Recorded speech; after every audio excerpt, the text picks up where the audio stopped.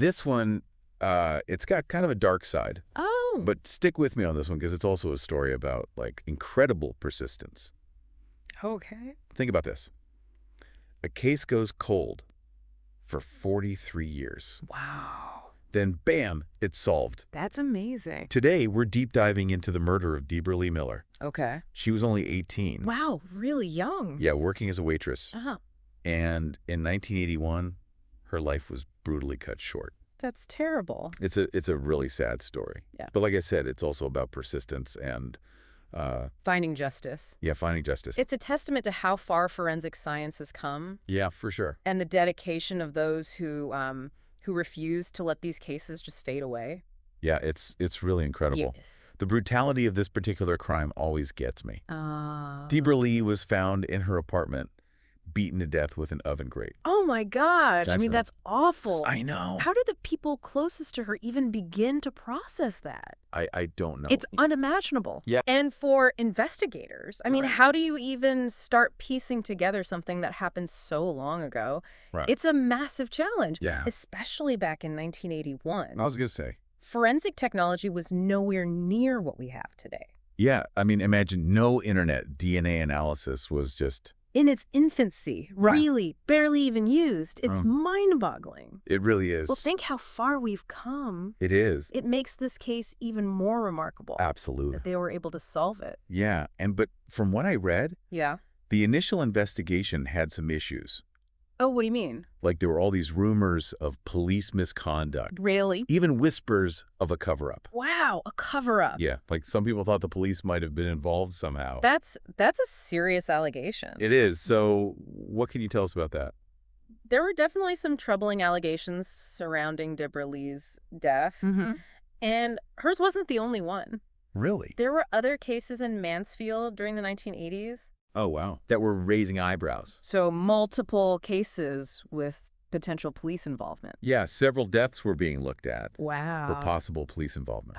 That's crazy. It was a big deal. Yeah. It got to the point that the mayor had to order a special investigation. Oh, wow. This was in 1989. Okay, so they brought in outside investigators to look into all this. Yeah, they wanted to get to the bottom of it. Makes sense. With all these allegations flying around. So what did that investigation uncover? Well, did they find anything concrete, like linking the police to these deaths? Officially. Yeah. No, the official findings were that there was no hard evidence directly implicating officers in those deaths. Okay, so no smoking gun, but did they completely clear the police? It's complicated. Meaning? Well, the investigation, it didn't exactly give the police a clean slate either. Interesting. What else was in that report? Well, for one thing, Yeah. came to light that there had been some, shall we say, sexual involvement. Between some police officers and Debra Lee. Oh, wow. Apparently, she'd even written about it in her diary. So there was a personal connection there. It seems so. And they didn't think that was important enough to investigate further back then. It's hard to say what they were thinking back then. I guess so. But the investigation also pointed out Yeah. some, let's just say, irregularities Okay. in how certain homicide investigations were handled. Including Debra Lee's. Yes, including Debra Lee's. So not enough to bring charges, Right. but enough to raise some serious doubts. Absolutely. No wonder this case stayed shrouded in suspicion for so many years. It's understandable. I mean, Yeah. public trust in law enforcement, Yeah. especially in cases as sensitive as homicide investigations, Right. it's paramount. It's essential. Yeah. So fast forward to 2021. Okay. The case is suddenly reopened What? after 40 years. For 40 years. Yeah. Wow. What changed? That's where the power of science and persistence really shines. Okay, tell me more. DNA technology. Yeah. It advanced in leaps and bounds since 1981. Oh, I bet. Investigators now had tools they could only dream of back then. Right? They went back, re-examined the evidence, analyzed it as if the murder had just occurred. Wow, like a time machine for detectives? It is. It's like a second chance Yeah. to look at the clue. The fresh eyes. Yeah. New technology. Exactly. So what did they find? They found a DNA profile Okay. that matched James Vanest. Okay, now who's James Vanest? Okay, get this. Okay. Vanest was Debra Lee Miller's upstairs neighbor No way. at the time of the murder. So he was right there He was right there. the whole time. Yeah, they had questioned him initially, Okay. But he Right. never really rose to the level of a prime suspect. Wait, hold on. The guy lived right above her? I know, it's strange, right? And they didn't consider him a serious suspect? Apparently not. What was the reasoning there? It's hard to say for sure. Yeah. Without knowing all the details of that initial investigation, Okay.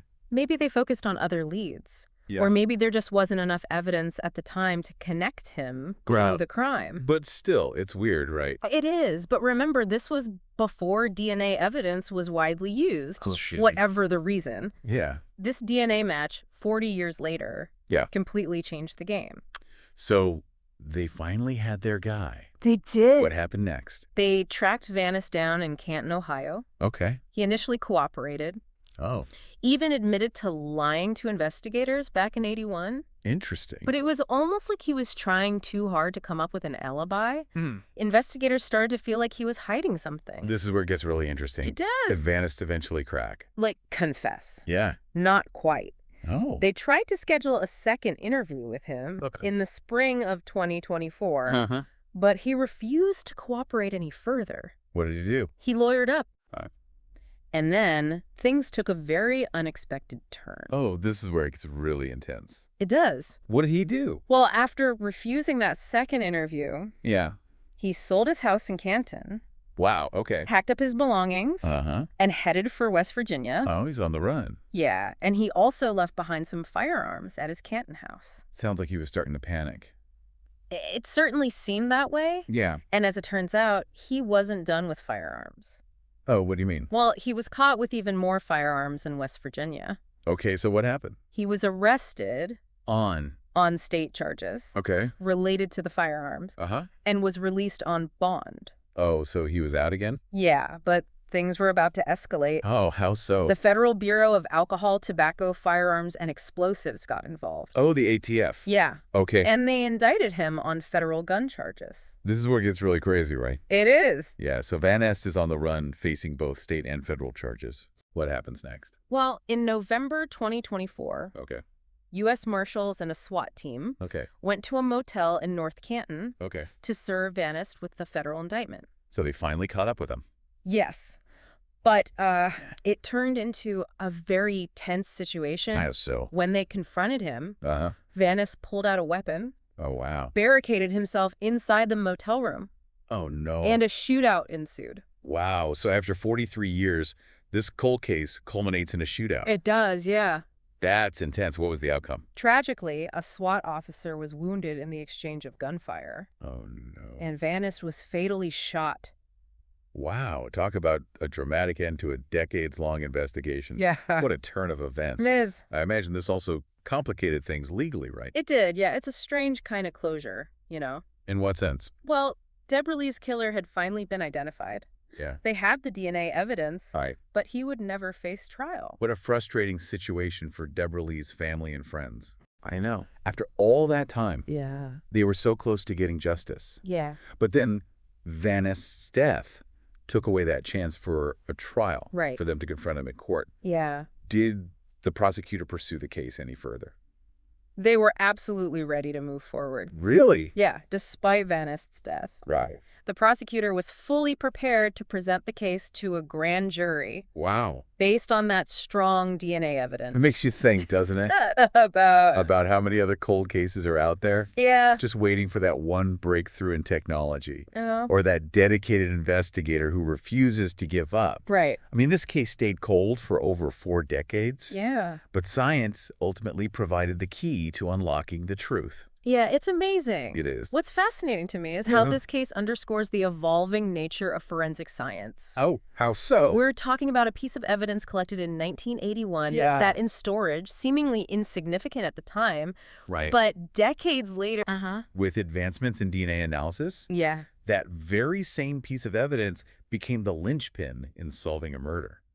Wow, so it really speaks to the potential of DNA technology It does. to crack open cold cases and bring closure to families Absolutely. who have been waiting for answers. Yeah. It really is mind-blowing. It is. You start to wonder how many other cold cases out there could be solved. Yeah. Using the technology we have available today, That's right. are investigators actively revisiting old cases, Oh, absolutely. hoping to find that one piece of evidence that can be reanalyzed Yes. that might hold the missing piece of the puzzle. Yeah. Forensic science is always evolving, and Right. investigators are constantly revisiting cold cases, Okay. using new technology and techniques to re-examine old evidence. That's good to hear. Yeah, it's not just about catching criminals. Yeah. It's about bringing closure to families, Mm-hmm. offering some semblance of justice and peace of mind. And in Debra Lee Miller's case. It seems like they were so close to finally getting that justice. Right.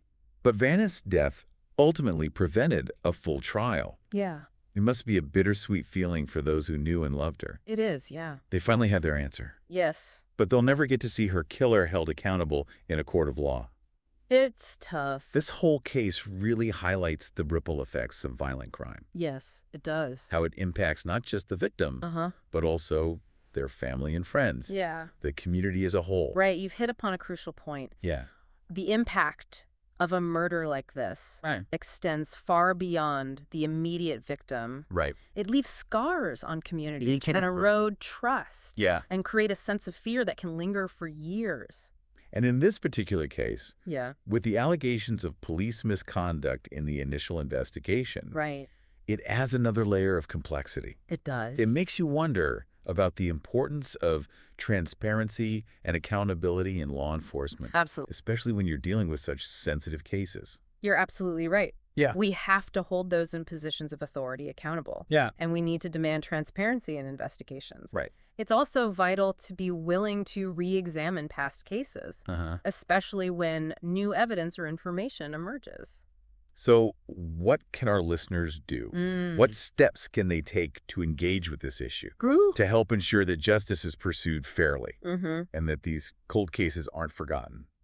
That's a great question. One of the most impactful things anyone can do Yeah. is learn about cold cases in their own communities. Okay. You can research them online, reach out to local law enforcement agencies, Okay. or even consider joining organizations that are dedicated to solving cold cases. That's a good idea. Yeah. I like that. You never know, even a seemingly small piece of information Right. could be the missing link that helps crack a case wide open. It's amazing to think that just like one pip from someone in the community Right. could be all it takes Yeah, to like bring closure to a family it's true. that's been waiting decades for answers. It really is powerful. Are there any specific cases Mm. in our area that you think our listeners should know about? You know, there's actually a website Oh, cool. dedicated to cold cases in our state. Really? Yeah, and it lists unsolved murders and missing person cases. Oh, wow. Dating back decades. Right. Some of them you might have even heard about in the news. That's a great resource. Yeah, it is. I'll make sure to include a link to it Please do. in the show notes Yeah. so our listeners can check it out. It's worth a look.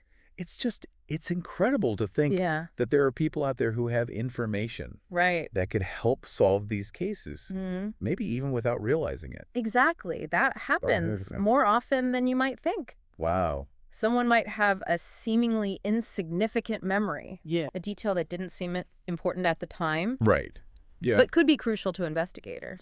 It really emphasizes how we all have a role to play We do. in the pursuit of justice, Absolutely. even if it's just spreading awareness about these cold cases or Yeah. taking a look at that website Yeah, and seeing if anything jogs your memory. exactly. Yeah, It's a collective effort. it is. And even if you don't have any information about a specific case, Yeah. you can still support organizations Okay. that are working to solve them. Yeah. They often rely on donations and volunteers to continue their work. Right. Yeah.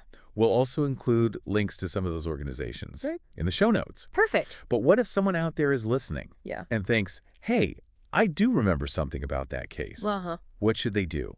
Don't hesitate to reach out to law enforcement, Okay. even if it seems like a small detail. Right. It could be the missing piece of the puzzle that investigators have been searching for. Yeah. You can contact your local police department or even the FBI. Okay. They all have tip lines and websites where you can submit information anonymously. That's good to know. Yeah. So as we wrap up this deep dive into Debra Lee Miller's case, what's the one takeaway you hope our listeners will remember? I think it's this. Never underestimate the power of persistence. Okay. both in seeking justice and in advancing scientific knowledge. Yeah. Debra Lee Miller's case was cold for over 40 years. Right. But advances in DNA technology ultimately provided the key to unlocking the truth. It's really incredible. It is. It's a testament to the tireless work of investigators, forensic scientists, and, of course, the enduring hope of Debra Lee's family and friends. Absolutely. It's a powerful reminder that even in the face of seemingly insurmountable odds, justice can prevail. It can. Even if it takes decades. That's right. Thanks for joining us for this incredibly insightful deep dive. It was my pleasure. We'll see you next time for another fascinating exploration. Looking forward to it. Into the world around us.